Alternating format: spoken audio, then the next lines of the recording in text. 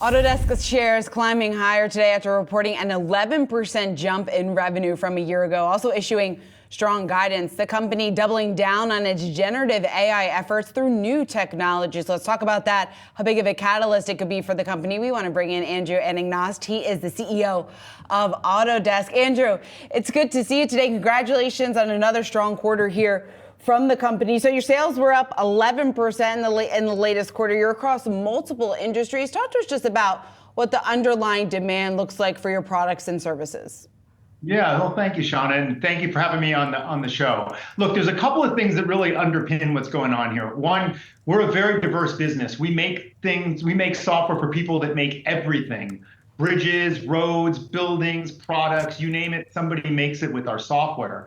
But underpinning the environment for our customers, regardless of any short-term issues, is they have real sustained long-term capacity challenges. There's not enough money, there's not enough people, there's not enough resources to make, remake, manufacture, produce everything that needs to be made.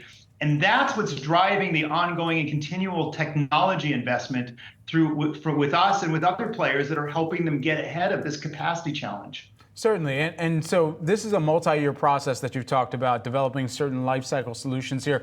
When you think about that multi-year process, I mean, how long are we talking? What should investors be tracking up against in order to see that filter through to some of the margins for the business? Yeah, look, I think what you're seeing right now is the impact of those lifecycle solutions that we've been rolling out. Obviously, we have a robust downstream business in construction now, which is really part of connecting design and make in the architecture, engineering, construction industry. People are buying into that, and we saw a lot of strength in our enterprise customers exactly because they were buying into our connected solution from design to construction. So you're already seeing that today. It's happening. There's going to be more showing up as customers continue to invest in the deeper integrations of lifecycle solutions we bring to market, and of course, with the rise of the automations that are going to be coming from AI. Andrew, what does the runway look like for AI adoption? I'm curious just to get your perspective as a key AI player. Many investors view your stock as that as well. What do you make of this excitement that we've seen surrounding the technology over the last several months? Well, there's always a hype cycle on these things, right? The real rewards with AI go to those who continue to produce meaningful outcomes with the technology. Remember, we've been in this game for at least a decade. We've been delivering machine learning-based, AI-based solutions to our customers for a while.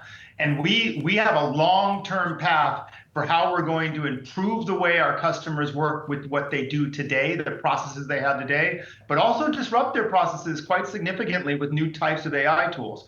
So there's going to be an ongoing patient delivery of technology.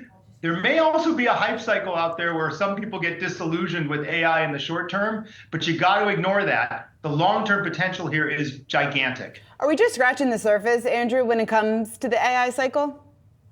Oh, I think we are absolutely scratching the surface. I think what's happened here is things like ChatGPT and now all of the tools are associated with image and video creation.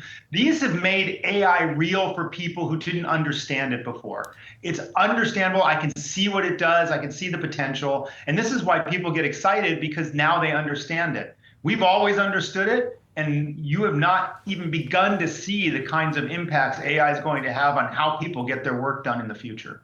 Andrew, back when I thought I was up to snuff to be an architect, I was taking some architecture and design classes in high school, and I remember using AutoCAD. For the number of businesses that you've been able to add on for Autodesk here in manufacturing, media and entertainment, all of these things considered, where is that next major segment that you think is going to unlock the next kind of inflection point or growth point for Autodesk?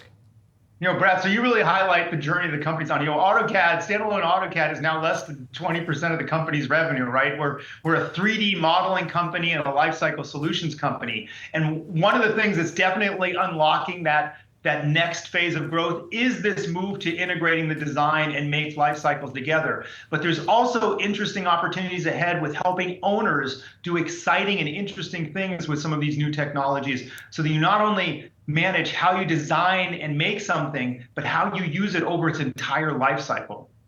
What about healthcare? I mean, that's the one area that's not really mentioned here. And I feel like for a lot of the areas that Autodesk certainly could lean into, you've already got media and entertainment, you've already got manufacturing. It seems like there's that other kind of area that has a lot of spending, billions of dollars, trillions of dollars that goes into it as a system. Where's perhaps that industry focus as well? Yeah, Brad, you're poking right at something that's really right in the sweet spot of where we service our customers.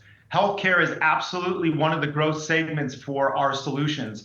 They're investing a lot in building out new healthcare facilities, not just mainline hospitals, but senior care facilities, assisted living facilities.